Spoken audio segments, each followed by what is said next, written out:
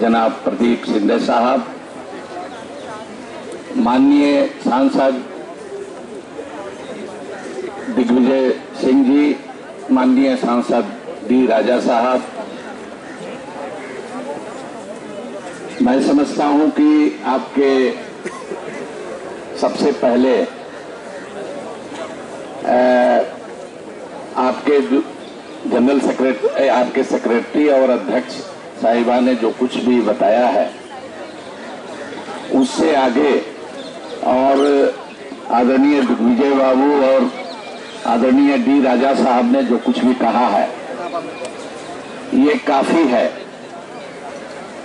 और मैं समझता हूं कि ये सिर्फ जेएनयू का सवाल नहीं है। ये अच्छी बात है कि जेएनयू के आज जो नौजवान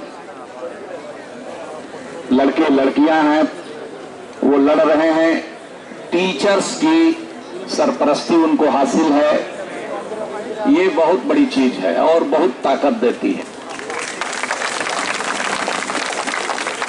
यूनिवर्सिटी से, कैंपस से आप बाहर निकले हैं, मैं समझता हूं कि लड़ाई इतनी बड़ी है और खतरा इतना बड़ा है कि आपको न सिर्फ कैंपस से बाहर निकल करके दिल्ली की सड़कों पर मार्च करना होगा, बल्कि जो बादल, खतरे के बादल मंडरा रहे हैं हमारी जमहूरियत पर, हमारे संविधान पर, हमारे पार्लियामेंट पर, उसकी भी अगुवाई हमारे इन नौजवान साथियों को और हमारे सरपरस्ती करने वाले हमारे जो शिक्षक हैं उनको करनी होगी आज देश के अंदर में। ये असाधारण स्थिति है। पार्लियामेंट में पिछले ही सत्र में मैंने इस सवाल को उठाया था। 3 मिनट का 0 आवर में मौका मिलता है, उसमें बहुत सारी बातें नहीं कही जा सकती हैं, लेकिन हमको खुशी है कि दिग्विजय बाबू भी थे, डी राजा साहब भी थे और बीजेपी को छोड़ करके सारी पार्टियों ने उसी 3 मिनट के अंदर अपने को एसोसिएट किया, बल्कि एसोसिएट ही नहीं किया, 2-1 शब्द जो होता है रिकॉर्ड, भले रिकॉर्ड में नहीं जाए, उन लोगों ने इसमें कहा भी इसके समर्थन में। आज वाकई दिग्विजय बाबू हैं यहाँ, डी राजा साहब हैं। हम समझते हैं कि आज जरूरत इस बात की है कि यूनिवर्सिटीज के बाहर इस मूवमेंट को ले जाया जाए। यूनिवर्सिटीज देश में, चाहे वो नेशनल यूनिवर्सिटीज हो, चाहे और भी दूसरी यूनिवर्सिटीज हो, सब जगह जो एक खास विचार के लोग जो वहां वीसी बनाए जा रहे हैं, ऐसे लोग गवर्नर बनाए जा रहे हैं, और विचार से कोई ये नहीं है, लेकिन इनकी नियत जो है वो सारी जो संविधान की जो व्यवस्था है और सारी हमारी अच्छी परंपराएं हैं उनको ध्वस्त करके आगे बढ़ने की है, सबको बुलडोज करने की इनकी नियत है। और ऐसी स्थिति में ये बच्चे और टीचर्स आगे बढ़े, तभी एक हम समझते हैं कि जो सियासी पार्टियां हैं उनमें भी इस सवाल को लेकर के एक उत्सुकता बढ़ेगी और वो लोग भी आगे आएंगे। अभी तक कायदे से हम समझते हैं कि सब लोग नहीं आए हैं।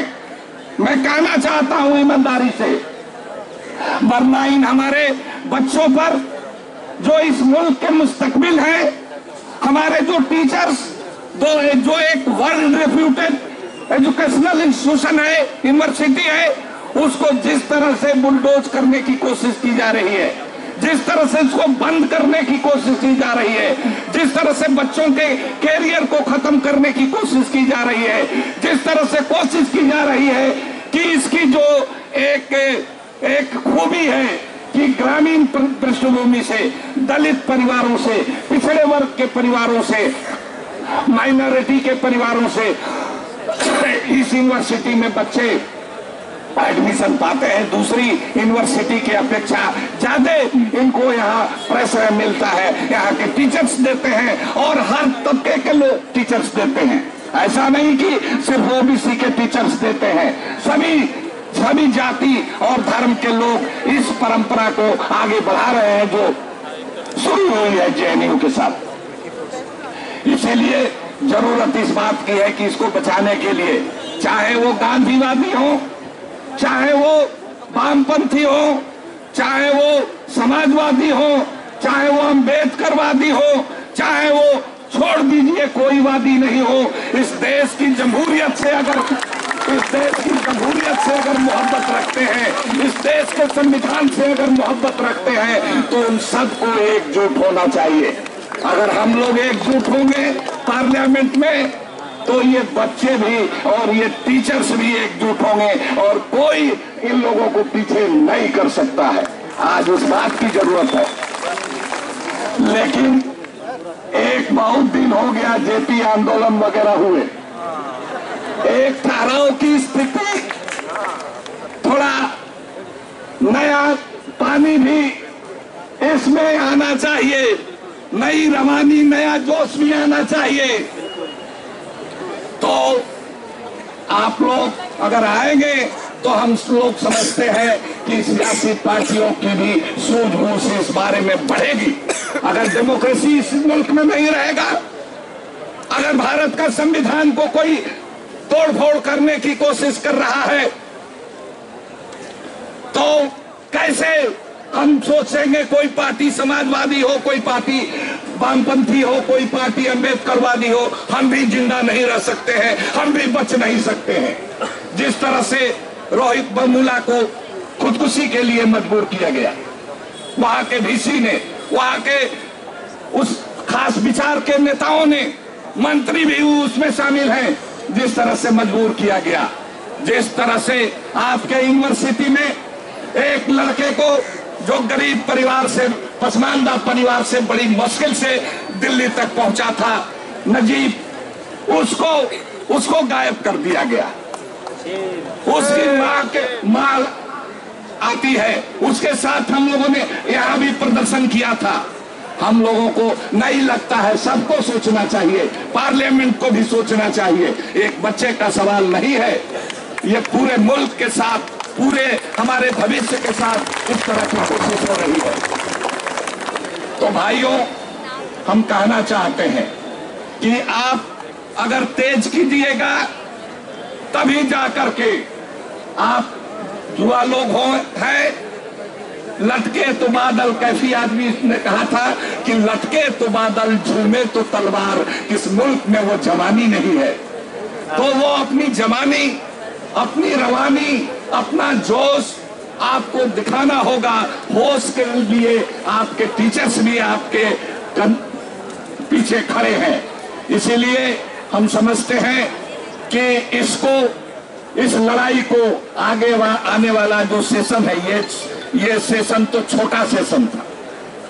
आगे आने वाले सत्र में इसको विशेष तौर से विशेष बहस इस पर कराई जाए और हमारे सीनियर मोस्ट मेंबर है दिग्विजय बाबू ये पहल करें और हम लोग सब लोग तैयार हों और इनको कमेटी के सामने भी बुलाया जाए, टीचर्स को भी बुलाया जाए, स्टूडेंट यूनियन को भी बुलाया जाए, कमेटी के लोग भी स्टैंडिंग कमेटी के सामने भी रहे, इस सवाल को हर तरह से लड़ा जाए।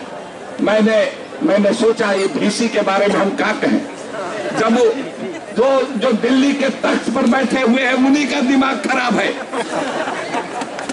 हमने इनका नाम तो जगदीश है, जगत धनीश नाम तो बड़ा है, लेकिन आज हमने किसी अखबार में देखा कि नैनो इंजीनियर है, इनका दिमाग वही नैनो वाला है।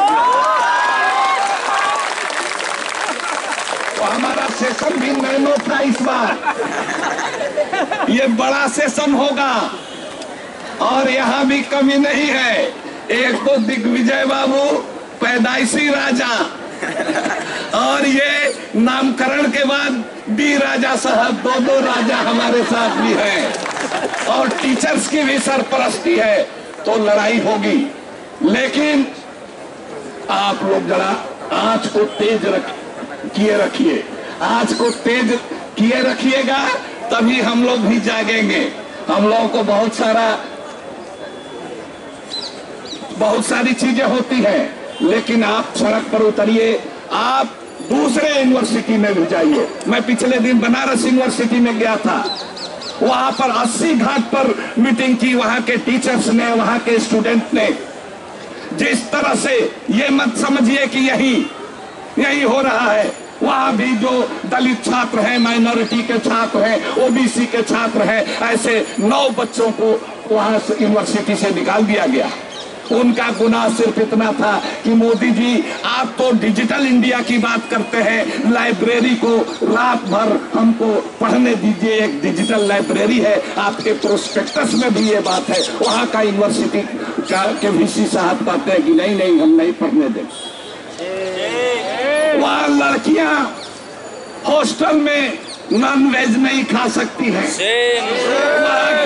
वहाँ की लड़कियां 8 बजे के बाद हॉस्टल में कहीं से नहीं आ सकती हैं, सुविधा का इस्तेमाल नहीं कर सकती है। वो सेल से 9 बजे रात के बाद किसी से बात नहीं कर सकती है, उनका मोबाइल जमा हो जाता है। ये क्या हो रहा है इस देश में? तो ये मत समझिए कि आप ही के साथ हो रहा है, बल्कि आपकी जिम्मेवारी है। इसी तरह से आपको हरियाणा के यूनिवर्सिटी में हो रहा है, इसी तरह से आपको हैदराबाद यूनिवर्सिटी में हो रहा है। घुसने नहीं दिया जाता है, हम लोग जाते हैं वहां, घुसने नहीं दिया जाता है। इसीलिए ये सिर्फ जेएनयू का सवाल नहीं है, सिर्फ तरमाइल पूरे सेंट्रल यूनिवर्सिटी में नहीं है, चारों तरफ। वहाँ का बीएचयू के VC कहते हैं कि हमारे यहाँ गोलवलकर साहब टीचर थे, वो तो 15 शाखा लगाते थे, हम तो उसे ज्यादा लगाएंगे और जो शाखा में आएगा वही नेता होगा, वही इसमें घुसेगा, बाकी को किसी को घुसने भी नहीं दे। आपके यहाँ तो इलेक्शन भी होता है, कई यूनिवर्सिटी में छात्र यूनियन का इलेक्शन भी नहीं हो रहा है। तो इसीलिए इस सवाल को बड़े दायरे में लेते हुए तमाम लोगों को ये लड़ाई जमहूरियत की है और संविधान को बचाने की है।